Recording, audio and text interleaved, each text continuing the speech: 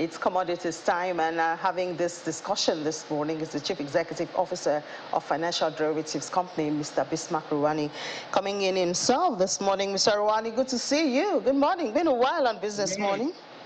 Good morning, and thanks for having me.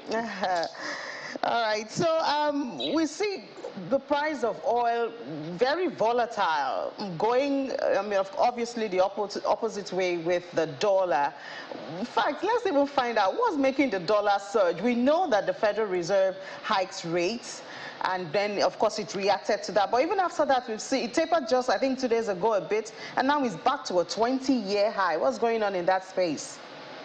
Yes, actually, what the world is witnessing today is dollar strengthening and other currencies weakening at the same time, simultaneously. Why is this? There are two fundamental reasons. One, the American trade deficit has been virtually almost corrected in terms of its trend, but also the United States is one of the Western countries that does not depend on Russian gas.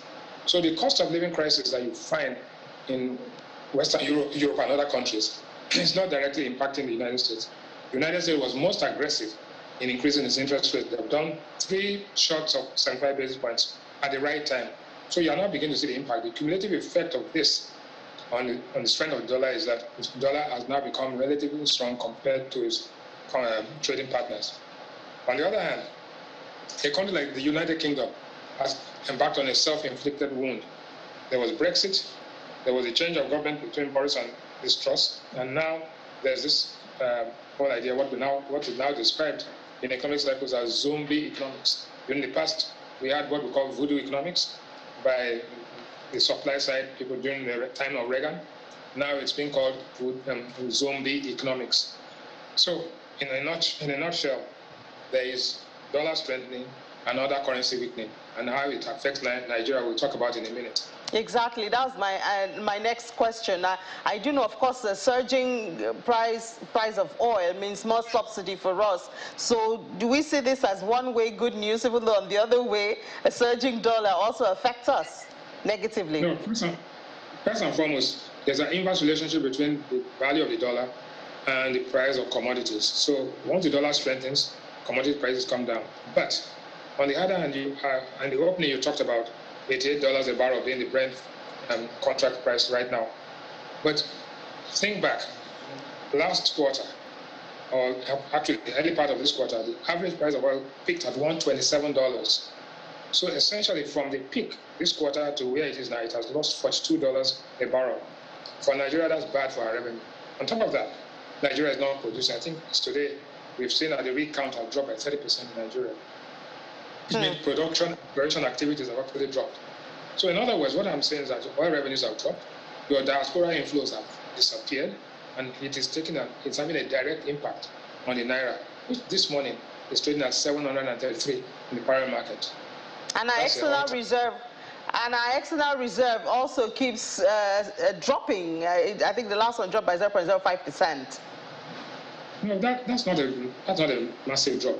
Actually, the external reserves I'm talking about is what we call 30-day moving average gross external reserves. What is important to the country is the net external reserves. That figure has not been published for a long time, so we cannot speculate on what the actual amount of reserves are there to defend the currency. But based on what we see and what's published, the reserves are robust and strong enough. So the question is that why is the Naira falling? How much of it is because the dollar is strengthening? How much of it is because we have structural problems here to deal with our foreign exchange market? That is the question that is on everybody's lips. And guess what? Inflation in Nigeria is about almost 72-73% caused by exchange rate pass-through. So if you do not fix the exchange rate formula well enough and in good time, you are going to continue to have inflation. And inflation now at 20.54 is actually twice the level of the central bank. The central bank target is 6 to 9. So if you double 9, you get 18.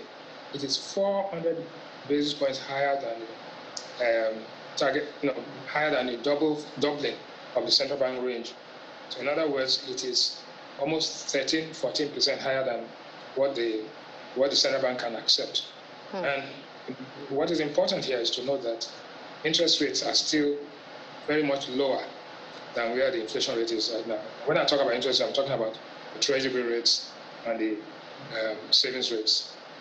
Okay, so you did say that when we talk about inflation that we can connect it to the FX issues. So do you think that this hike in the interest rate in the MPC, is it going to, I mean, and the CRR, they're supposed to mop up excess liquidity from the economy. Do you see it solving the inflation issue? Partially, but not. You said that, but you have to ask yourself how much of this inflation is caused by money supply saturation. Not that much. When we did the analysis, it came to almost 5 to 6%. But to the extent that excess liquidity weakens the currency, you can say indirectly it has an effect. But I think it's much more structural than that. When you have inflation, which is where the core inflation is actually increasing, food inflation is increasing, and you cannot use one bullet to shoot it. What needs to be done immediately is to ensure that interest rates move, the exchange rate, the I&A window moves, you put more foreign exchange in the market, and then gradually the market begins to have confidence and prices begin to come down. Right now it's not working. But let me, whilst we're on it, the diversification of the economy away from oil and monoproduct dependence has to be taken very seriously. And this is the World Tourism Week, or World Tourism Day, actually. We had it in Benin City 2 days ago. And one must commend the initiative of Governor Godwin Obaseki for what they're doing in trying to commit thin resources from the thin budget they have, trying to commit total resources towards starting a tourism initiative that will bring in tourists into this country and make Edo State the epicenter of tourism for West Africa. Those kind of initiatives, if followed through across the country, will help to diversify the economy away from oil. But that's not the issue. The issue today is that what is happening to inflation? First, the most important measure here is that what is the price of cooking gas today, and what was it 4 weeks ago? Cooking gas cylinder was down to 8,000. Today, I understand it's 10,500. Right? And you know that. What was the price of vegetable oil 4 weeks ago? What was the price of sardine 4 or 5 weeks ago? Then you look at this and you now see that prices are increasing irrespective of whether interest rates have increased. Then you begin to ask yourself, why is this happening and how long can it last? Because Christmas is only about 12 weeks ago. Yeah, you know, I also noticed you talked about the non-oil export and you mentioned tourism. And of course, obviously, you have noted that this hike in MPC may not capture or deal with a large part of the inflation. So we have to look for other solutions, which if we have food inflation, which would mean can we get more food domestic from the domestic front instead of importing it. So we go back to our structural issues, which many have said that's what is majorly driving the inflation that we have in the country. So we have to deal with the issue of insecurity. We have to deal with the FX issue if we really want to deal with this inflation. Yes, but you see, the other factor which I've not mentioned today is the price of diesel. Diesel came down to about 740 naira a litre a few weeks ago. It's back to 800, 810. So yes, the national grid, we are having grid collapses and all that. But the moment the price of diesel goes up, that is the second biggest driver of inflation in the country because it is used to power trucks. It's used to give alternative energy. And with cooking gas the way it is, the price of kerosene the way it is, cook it, we don't eat, our food has to be cooked, African food has to be cooked. Therefore, the cooking energy, that is cooking gas, kerosene, electricity, are very critical.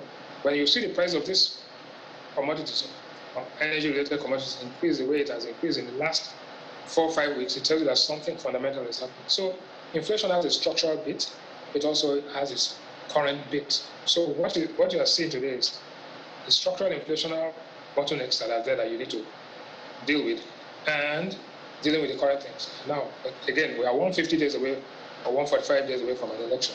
So the question is, what's going to happen next? And what's going to happen this Christmas? All right, so we have to deal with this and deal with the prices, because looking at, normally at this time of the year, because of the harvests, we have to begin to see prices come down. We've seen the price of new yam come down, but the price of many other commodities that will be declining at this time have not actually declined to as well. So again, our projection before was that the rate of inflation in September will be down to about 19.7, 19.8. But we are looking at this again, and we'll come up with a new projection. It may not be, we may not be as lucky as we thought we would be in our last projections. Yeah, but Mr. Rwanda, do you see us, Nigeria, taking care of this issue now? Because, I mean, campaigns have started. They started yesterday. Politicians are busy. Those in power, those who are looking to get into power. So it looks like the economy may just be at the back at this time, and we might just see inflation just surging. Who's giving attention to this? No, not at all. In fact, the economy is, like Bill Clinton said many years ago, it's the economy is stupid.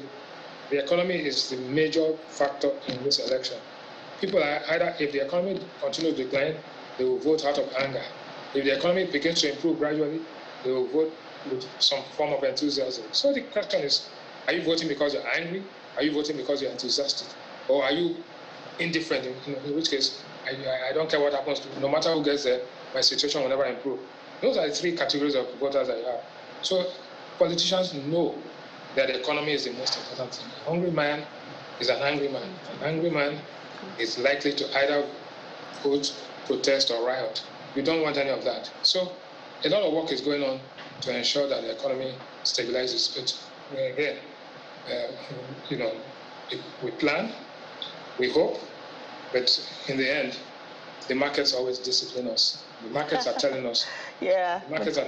The markets always discipline us. Just as we see wheat soaring this morning, I thought with the wheat coming out of Ukraine through the Black Sea, we've had it taper for a bit. I don't know, what's the threat now? Okay, let me tell you what it is. You see, there's inflation and there's inflation expectations. The fact that Vladimir Putin is becoming, what I can say, mostly very unpredictable, and people are beginning to have fears about his mental stability at this point in time. We do not know whether he can actually go into the nuclear mode or resort to nuclear, and that is dangerous. So because there's a fear that there's an escalation in Ukraine, the markets, the wheat futures, have actually surged back to where it was. And it's feeding its way back. And let us see how that affects you in Nigeria. Firstly, 2 months ago, the price of wheat was about 25,000, 26,000. Today, it's up to 28,000. The loaf of bread has gone all the way from almost up to 1,100 naira for a loaf. Yeah. That loaf was 650 because of two things. One, the price of wheat. Two, the price of sugar. And three, the price of diesel, because you need to bake this bread. So it's important to see wheat in the context of its international context. But you must also look at it, how it affects you. Because you need that loaf of bread, you need that chinchy, you need that puff, you need that donut. All of these things come out of flour. Flour, sugar, margarine, baking powder. And that's how it affects you. So once the Ukraine won, it's winter, that's when the Ukraine war is bound to escalate. You will see that the price of wheat will increase. For Nigerians, it's just not only the price of wheat, it's the exchange rate at which they bring the wheat into. And so if those wheat millers cannot get the foreign exchange and they're buying it at 733 or 750, then you're going to see that you cannot afford bread. And those guys who cannot afford bread are not likely to go out to rallies and carrying banners for anybody. If they go out to rallies, those are rented crowds. Right now, we have to deal with the fundamental issues of what we call kitchen table issues, where people have to talk about their gari, their moi, their yams, their tomatoes, their pepper, and their bread. That is what it is all about. Yeah, and talking about those, I know you mentioned the price of new yam reducing a bit at this time. It's harvest time. What's going on with other commodities? Yes, what we've seen is actually there was a decline in some of the commodity prices, but then we saw a hardening. So we are beginning to see hardening. Rice is hardening. Of course, Christmas is only 12 weeks away. So we're seeing rice harden at about 33,000. I referred earlier on to cooking gas and vegetable oil, which has actually increased. We have seen tomatoes actually decline, and you can see that palm oil is down to 20,000, and new yams are down. Otherwise, you'll find that sugar is up, and semovita is up, which is all flour related. So essentially, I told you the projection before, our projection was that inflation begins to taper in the month of September. But we need to cross-check that again to see whether that will happen because of this new surge in prices. So if at worst case, we'll probably still remain at 20.5, but we will have to come back to Nigerians to say this is what our forecast is. But definitely, everybody is hurting. Prices are getting to everybody now. And with the price of diesel, the price of forex price, imported commodities, and basically everything, because of security, even when you produce, you cannot get those food to the urban areas through the market. So there's a domestic logistics cost, and there's a global logistic disruption. When you put all of this together, it's a perfect storm. But let me say something, that the inflation problem, and these are not Nigeria-specific problems. In Ghana, we have inflation now at about 33-34%. Of course, the UK, you have seen what's happening there. The US is one of the few economies where inflation is decelerating, but not as much as is expected. In all cases, the Federal Reserve, the Bank of England, the ECB, everybody are increasing interest rates sharp. As a matter of fact, we are one of the top 4 African countries that have done more than 300 basis points in the last 6 months.